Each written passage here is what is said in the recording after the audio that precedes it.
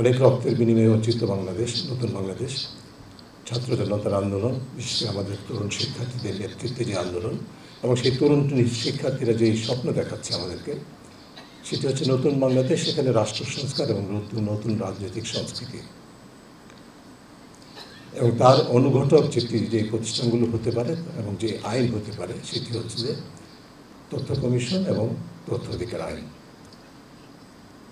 তো আমার একটু প্রশ্ন এখানে, বা নিজের মনে প্রশ্ন আসলে, যে আসলে এই বিষয়টি আমাদের অন্তর্বর্তীকালীন সরকারের কতটুকু নজরে এসছে সেটা খুব আমার কাছে পরিষ্কার নয়।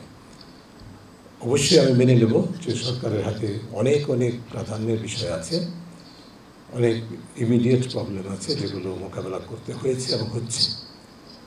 তবে আমরা আশা করব যে অনতিবিলম্বে সরকারের দৃষ্টি এই বিষয়টার উপরে আসবে, অন্তর্বর্তীকালীন সরকারের, যার উপর ভিত্তি করে নতুন করে কমিশন গঠিত হবে এবং ঠেলে সাজাতে হবে। যেভাবে কমিশন এভাবে এতদিন চলেছে সেভাবে চলতে পারে না নতুন বাংলাদেশ।